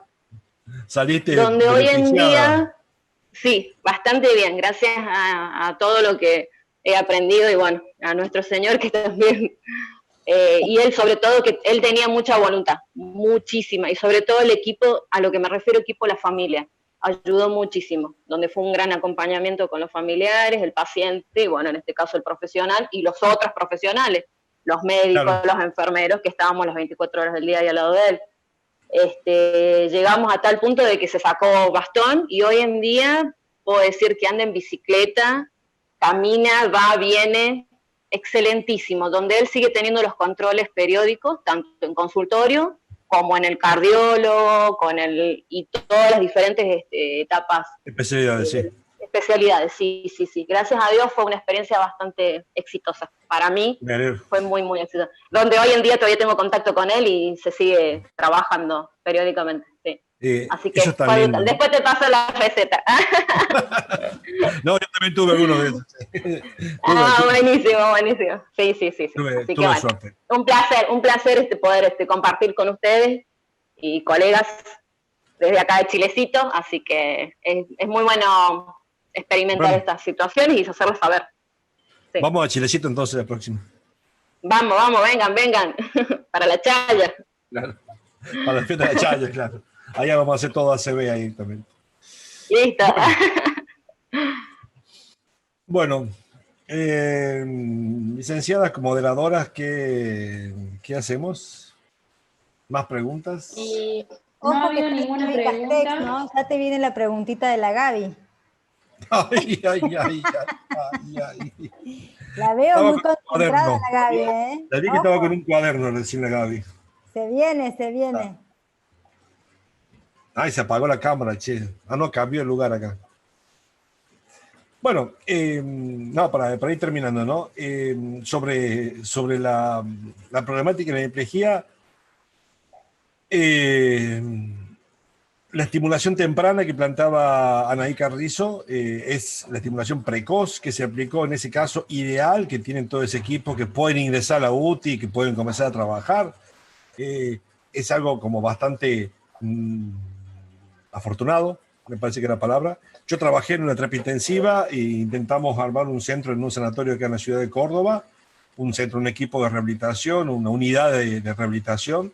Pero claramente que había pacientes los cuales podíamos abordar y otros que no podíamos abordar. Tuvimos también muchos logros con pacientes que estaban francamente desahuciados, y todo partía básicamente de la evaluación, ¿no? De fijarse en el detalle cuando el paciente está en el periodo agudo. Este paciente que te hago referencia, Anaí, un paciente que tiene un traumatismo craneoencefálico, ¿no? Había perdido ambos globos oculares también en el traumatismo, así que estaba... Pero a pesar de su complejidad, de politraumatizado, era un paciente que evidenciaba respuestas ya en la primera evaluación que excedían a las cuestiones más reflejas, sino que eran respuestas más evolucionadas, más organizadas, no tanto de la comunicación, porque vos sabés que era un paciente que estaba con un coma inducido para que esté ahí, para que esté internado, y bueno, pero un paciente que lo atendimos también así, intensivamente, y en menos de 2 meses lo teníamos de pie al paciente. De pie y ya entrenando marcha, ¿no? En sí 40 días exactamente. Pero lo veíamos 3 veces al día, por ejemplo, ¿no? pusimos mucha intensivismo al paciente, y realmente cuando uno tiene un paciente que, obviamente, que uno encuentra un paciente que tiene las condiciones de recuperación óptima, ¿no? Porque hay pacientes en los cuales por más que estés todos los días, 8 horas por día, no va a lograr nada, pero cuando vos tenés un paciente que tiene condiciones para recuperarse, porque la extensión de la lesión se ha circunscrito, porque el paciente logró establecer los fenómenos neuroplásticos necesarios, y uno le aplica el intensivismo con un equipo multidisciplinario o transdisciplinario, claramente que los resultados van a ser buenísimos, y ese sería donde tenemos que apuntar todos nosotros, ¿no? Sería como el resultado de todo esto. Tucu, ahí la licenciada Carrizo puso una pregunta que decía, algo que no hacer en estos 2 primeros meses, o sea, que lo pueda llegar a perjudicar. ¿Qué pregunta? ¿Qué no hacer? No estimular perdón, no quiero ofender a nadie con lo que voy a decir, pero he visto a muchos colegas estimulando componentes reflejos de movimiento. Eso no es conveniente. No es conveniente nunca estimular el componente reflejo. Otra cosa de no hacer es tener desidia en el manejo postural del paciente. Eso es sí lo que no debemos hacer, ¿no? O sea, mantener la desidia en el control postural del paciente. Y ya sabemos, bueno, Anaí Carrizo tiene una suerte extraordinaria de poder trabajar en una terapia intensiva, y estimo que han hecho un trabajo de equipo muy grande en el cual la terapia intensiva les permite la intervención y les permite, y ustedes han logrado un posicionamiento ahí, eso es el ideal a conseguir, pero no es lo común, ¿no? Si acá entre los colegas presentes hay gente que hace KTR o está haciendo guardias en la terapia intensiva por kinesioterapia respiratoria, entonces son pacientes y en la terapia intensiva no hay un equipo de rehabilitación orientado a la terapia neurológica, entonces claramente que la intervención va a ser mucho más dificultosa, ¿no? Entonces uno tiene que, si va a trabajar en la terapia intensiva, uno tiene que tener el tacto suficiente para poder implementar las cosas, y en ese hacer está el cuidado postural del paciente. Ese paciente que yo le contaba... Perdón. Sí. Yo hice esa pregunta, no era la licenciada. Ah, Marianela, sí. Sí. Marianela, sí, está. Eso es algo muy importante. Yo, mira, te cuento, ese chico que yo les contaba del politraumatismo, bueno, concretamente ese paciente, yo llegaba a la UTI, estaba este chico internado, y yo le pregunté a los médicos, yo ¿lo puedo atender? Y me dicen, no toques porque ya se muere, entonces no quiero que se muera en mi turno. Primer día. Segundo día, voy otra vez a la UTI. Le digo, ¿lo puedo atender? No toqué porque ya se muere. No quiero que se me muera a mí, que se muera más tarde. Así me tuvieron una semana. A la semana le dije, loco, no se murió ya una semana. Ya está, no se murió una semana. Ya está. ¿Hasta cuándo vamos a estar con esta jodita del no quiero que lo toques porque no quiero que se muera? Entonces, bueno, me enfrenté con el equipo, hablé con el equipo médico, entonces permitieron trabajar, y a partir de ahí empezamos a trabajar, no con el paciente. Y claro, lo que yo sí pude hacer en esa semana que no me dejaron tocarlo es el posicionamiento corporal del paciente, ¿no? Mantener las alineaciones, mantener un apoyo de los pies para que el paciente tenga información, inclusive cuando el paciente respira. Si el paciente respira y tiene los pies apoyados y los miembros inferiores alineados, recibe información de transferencia de peso que va cambiando y está haciendo una estimulación, ¿no? Entonces, eso sí es lo que sí debemos hacer. No debemos hacer es dejar de hacer eso, básicamente. De ahí en más, un paciente que está en la terapia intensiva, a ver que regrese tu pregunta, en la etapa aguda del paciente, ¿no? 2 meses. El paciente que está... Lo que no es aconsejable nunca en ningún momento de la terapia del paciente es exponer al paciente a actividades para las cuales no está listo. Eso no está bueno, perdón que lo diga así, no está bien, no es correcto en ningún punto de vista, en ningún momento del paciente. ¿Por qué? Porque el paciente, primero, que se va a frustrar. Segundo, que va a generar una actividad tónica, una demanda energética para poder hacer eso que está intentando hacer, y que le va a hacer, y lo va a hacer mal, lo cual lo va a frustrar de vuelta y no le va a redundar en beneficio. Nuestro trabajo es buscar esa actividad como objetivo y generar un plan de actividades tendientes a alcanzar ese objetivo. Ese es el laburo nuestro. Entonces decir, bueno, a ver, yo me quiero parar y quiero caminar, ¿no? Como un objetivo del paciente, y vos lo ves el paciente que está así.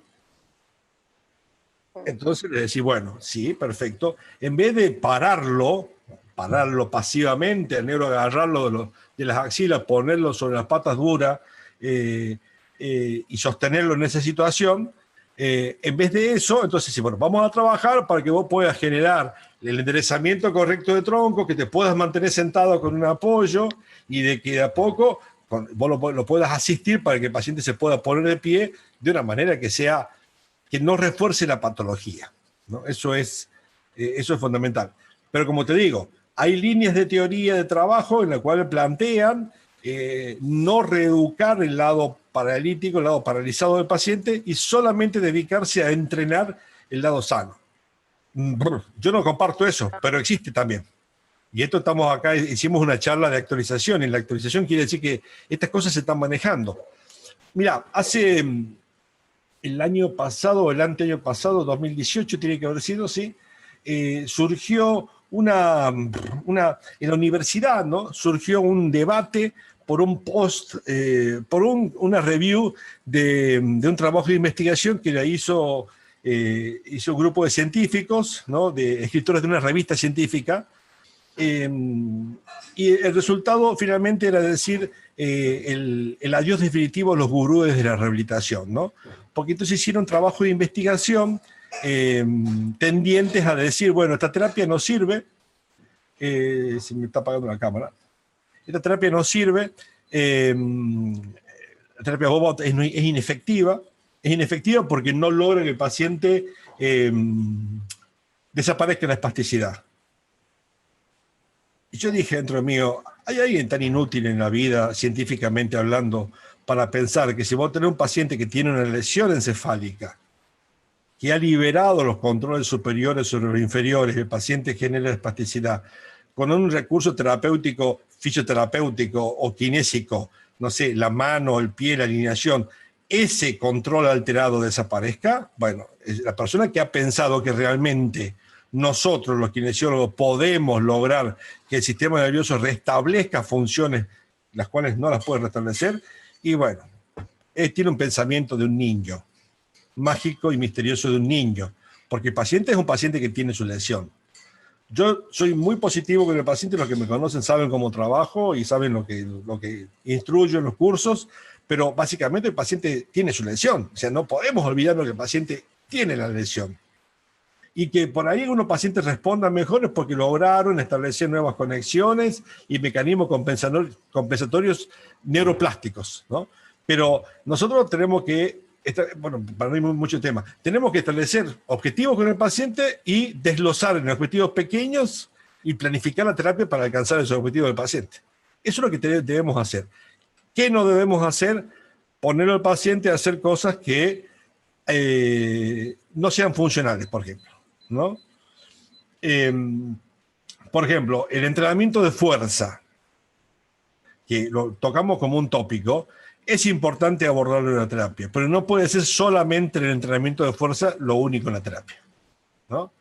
El abandonar los objetivos funcionales del paciente también es algo que no se debe hacer. Siempre tenés que tener un objetivo funcional. Si entrenás fuerza, que sirva para que el paciente se pueda sentar con mayor efectividad en el borde de la cama. Por ejemplo, en los 2 primeros meses, ¿no?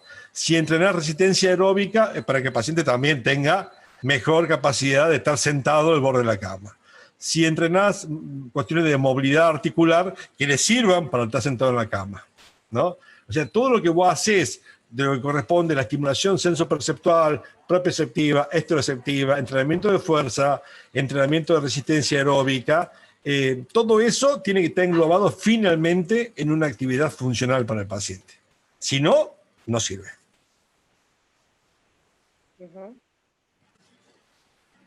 Tucu.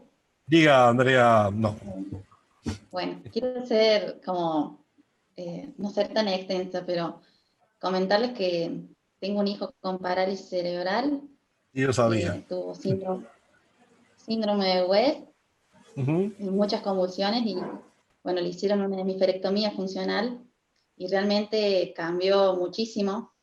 Sí. Se empezó a sentar solo, mejoró el equilibrio, mejoró la atención, pero fue un cambio del 100%.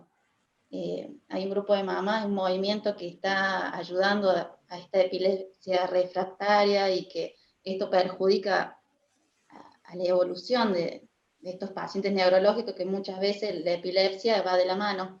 Ujú. Yo lo que experiencia que estoy del lado de mamá, digamos, y del lado de la familia, y también como yo hago más trauma, pero es la ansiedad que tenemos, ¿no? Y, por ejemplo, yo en el fisiatra no se fijaba si movía o no movía la mano, se fijaba en Sí. si me estaba mirando, si se estaba conectando. Y en una de las charlas decía que es muy importante la parte cognitiva, que más que nosotros estamos pendientes que mueva la mano, que mueva, que entienda por qué, para qué, como decías vos la vez pasada cuando te pregunté cómo estimular la marcha, me dijiste la intención de la marcha tiene que tener, Claro. o Sí, sea, y exactamente. después Sí. con otras mamás también es como que estaba yo, que tiene que caminar, y no tan solo es el paciente que tiene que caminar, sino todo el entorno que te dice, tus padres, todo, que tiene que caminar, que tiene que caminar, que tiene, como decía Marianela, ¿cuándo va a mover la mano? ¿Me ves bien? ¿Me ves bien? ¿Me ves bien? Todo el tiempo te pregunta el paciente.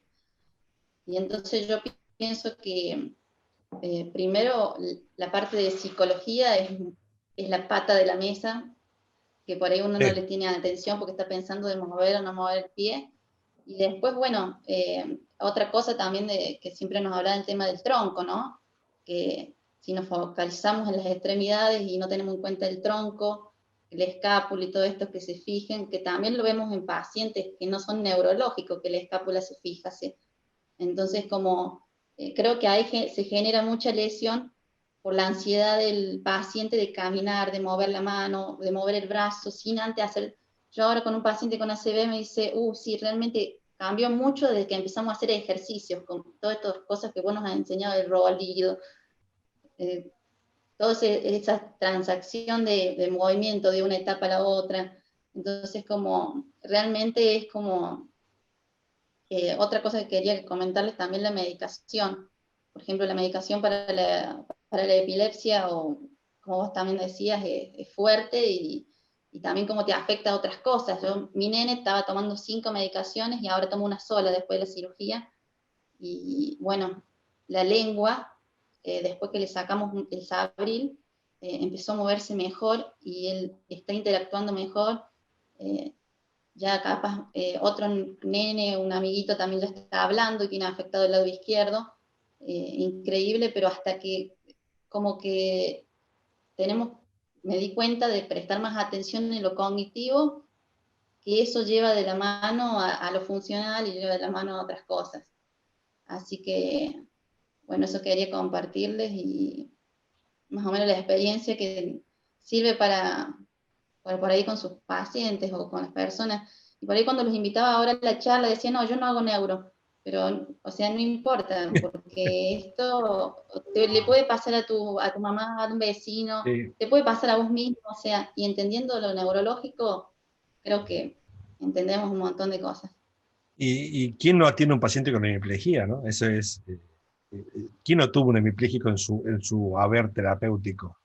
Cuando te recibí, ibas hacia domicilio. El domicilio me encontraba un hemipléjico de 50 años, el viejo, con la mano hecho un nudo atrás de la cabeza, ¿viste? Y bueno, todos hemos tenido esa experiencia. Gracias yo sabía lo de tu nene. Que sí, terrible, ¿no? Los pacientes que tienen tantas convulsiones.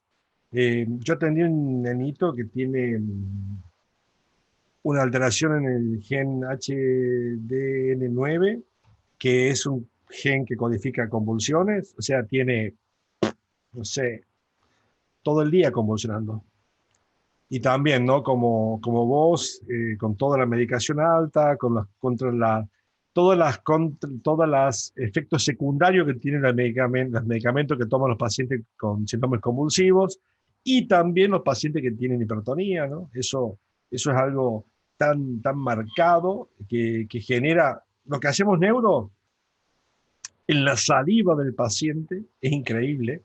Así como mi recuerdo de trabajar en las terapias, en las habitaciones del Hospital Córdoba, me ha generado la capacidad olfativa de reconocer si el paciente tiene infección por pseudomonas o por Klebsiella, también te puedo decir con bastante seguridad, por el olor de la saliva, qué medicación toman los pacientes, ¿no? Porque te queda impregnado en la piel, ¿viste? Como estás conteniendo al paciente, la saliva del paciente cae sobre tu piel y es como que se te impregna, entonces vos lo sentís siempre ese olor y sabes que toma tu paciente. Y terrible para un paciente que tiene crisis convulsiva porque realmente la capacidad atencional del paciente se pierde. Está en una eterna lucha para poder mantener algo de comunicación, algo de atención y no lo puede hacer. Entonces, es tan importante lo que acabas de... Esto salió en terapia de grupo de día, esto, no una charla mía, les aviso a los organizadores. Pero es tan importante poder compartir y tan rico, ¿no? Que vos como lo plantees como una colega y también como mamá, porque te tocó vivir las dos partes, ¿no? Eso es importantísimo. Y la pata que vos decías de la psicología es algo que nosotros tenemos que explotar. Nuestros pacientes y nuestros padres confían mucho más en nosotros que en ningún otro profesional. Así que somos nosotros los responsables de poder guiar a estos padres. Si nosotros no lo podemos hacer, está bien. Pero tenemos que conocer quién sí lo puede hacer para enviarlo con quien corresponde, ¿no? Derribarlo del paciente, que tenga un acompañamiento psicológico. Uno tiene que encargarse de conocer un equipo médico en el cual uno pueda confiar, en el cual pueda tener uno rapport e interacción con el equipo médico, ¿no? Para tomar decisiones en equipo. Bien, bueno, vamos terminando, ¿sí? ¿Les parece? Una pregunta. Hay una persona conectada acá que dice que se llama Wilton. ¿Esa persona se llama Wilton Altamirano, quizás?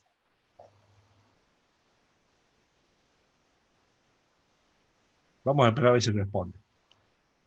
Bien. No creo que haya otro Wilton en la faz de la Tierra kinesiólogo. Para mí es Wilton Altamirano. Vale. Bueno, ahí gente. levantó la mano, Wilton. Sí, colega. Ahí va. ¿Cómo le va, licenciado? ¿Cómo anda usted? Ese mismo. Ese mismo. Bien, gracias por escucharme, licenciado. No, por favor, un gusto, siempre. Bien.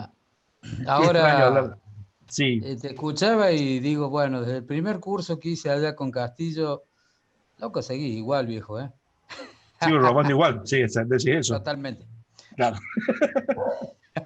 Más años, más kilos y nada más. Nada más, nada más. Y ahora con la pandemia menos, hermano. O sea, menos cuidado. Claro. Bueno, gente. Un abrazo, amigo. Gracias, hermano. Y otro para vos. Bueno, chicos, si no tienen más preguntas, vamos terminando este ciclo de charlas. Sí, no aparecieron más preguntas, Tuco, así que me parece que con eso estamos. Bueno. Bueno, muchas gracias a todos por participar. Gracias a la presidenta de la Regional 5, licenciada Yanina, a Andrea Oviedo, a las Andreas Molina y Martínez por acompañarnos como moderadoras. Obviamente al Tucu. Gracias, Tucu, por este ciclo de 3 charlas destinadas al área de neuro, ¿no? Muchos colegas nos han acompañado en los 3 módulos que hemos dado, así es que gracias, porque si no nos acompañan, no nos incentivan y no nos motivan a seguir creando estos espacios. Así que, bueno, felices fiestas. No sé si nos vamos a volver a ver en alguna otra plataforma. Que terminen bien el año. Que pase rápidamente esta situación. Sí, te escucho. Andrea, ¿sabes qué se me ocurre? Porque nadie estaba preparado para esta pandemia, nadie estaba preparado para este tipo de encuentros. Entonces, estas cosas están sucediendo y me parece como para recuperar estas cosas que aportó la licenciada Anaí Carrizo y también lo que aportó Paola Oviedo, quizás sea una buena idea para esta regional que ha tomado esto como una idea, ¿no? para hacerse conocer, quizás sea una buena idea de un encuentro de mesas de café para charlar casos clínicos. Mesas de café para poner un nombre, ¿no? O sea, casos clínicos. Entonces, ustedes como moderadores dicen, bueno, a ver, vamos a llamar a inscripciones para el área de neurología, entonces la vamos a convocar a la licenciada Anaí Carrizo. Entonces, Anaí Carrizo yo si quieren les puedo ayudar un poco en cómo se tiene que hacer la organización académica para poder informar un caso clínico, y se puede discutir sobre el caso clínico, y eso es algo que puede generar participación activa de todos los socios, o no socios, todos los colegas, y un acercamiento más hacia lo científico desde todos, ¿no? No solamente desde uno que verticalmente, sino desde algo transversal y horizontal. Lo tiro como idea. Me parece genial la idea. Todos los aportes son buenos, sobre todo en esto de poder interactuar entre colegas. Al principio de la charla, por ahí uno espera una disertación en donde alguien hable y el resto cuando termine hace preguntas. Y la charla se dio así, como una mesa de café, en donde fueron y vinieron preguntas y respuestas de lo que cada uno está viviendo, de lo que a cada uno le pasa, y creo que enriquece muchísimo escuchar la actitud, la opinión del otro, la experiencia del otro. Me fue bien con esto no pude, yo pude con esto y con esto no. Eso nos nutre y nos da mucho más herramientas que una clase magistral. Exactamente. Creo que desde la experiencia... Casualmente estábamos hablando con Andrea Oviedo, que Sí. realmente las charlas de neuro han sido las charlas más dinámicas que hemos tenido, y donde realmente los colegas han preguntado muchísimo, han buscado participar, así que es buenísima la idea, y desde la regional obviamente que estamos dispuestos y abiertos a esto. Para dar cierre a esta charla, volver a agradecer a todos los que han participado y se han sumado, agradecerte infinitamente, Tucu, a vos, que como dije siempre, tu generosidad, predispuesto, no solo a una charla, sino a 3, a escuchar a todos los colegas que te preguntan, que nunca te molesta que te interrumpan, que al contrario, sacas las dudas siempre, que sos tan claro. Así que agradecer a Anabela Atala, que gestionó estas charlas. A esa que tiene que agradecerle, claro. Andrea Molina y Andrea Martínez, que hoy han sido moderadoras. Todas las Andreas. Andrea Oviedo, que es la vice de nuestra regional y que ha estado pendiente siempre de estas capacitaciones, que hoy no he tenido voz, pero está ahí. A Andrea Tovares, como vocal de capacitación de colegio, que siempre está dispuesta a armar los flyers, a estar en las plataformas, se prende a todas las charlas. Si dijimos, bueno, podemos armar una, y esta ya es la 5ª, así que realmente agradecidas a Andrea, su predisposición, a su buena energía, a Colegio, que nos brinda la plataforma y que siempre nos apoya para hacer cualquier cosa que se nos ocurra. Así que ya tenemos muchos más en mente y presenciales, porque si Dios quiere ya el año que viene los podemos hacer, así que seguramente se va a invitar a todos, como lo hemos hecho de esta manera. Y al colega que decía de un grupo de WhatsApp, hay un grupo de WhatsApp, así que puede mantenerse ese grupo para armar estas mesas de charla y proponer alguna idea, porque creo que de eso se trata, de escuchar las diferentes opiniones y que eso enriquece muchísimo a todos. Así que muchísimas gracias. Qué hermoso, hermoso todo. Gracias. ¿Me podrían sumar? Martín Torres, Yani pide que lo sumen al grupo de WhatsApp. A Marianela Rodríguez también. Escríbanle a la regional. En los flyers estaban los teléfonos de contacto, los mails. Escriban a la regional y la secretaria los va a ir agregando al grupo de WhatsApp. Gracias a todos. Chao, bueno, Tucu, gente. querido. Chao, queridas. Que les vaya bien. Gracias, Tucu. Nos vemos. Chao, chao. Gracias. Colegas, ahí comparto el número de la regional, porque yo yéndose de la charla ya pierdo el chat, así que no te alcancé a tomar números, para que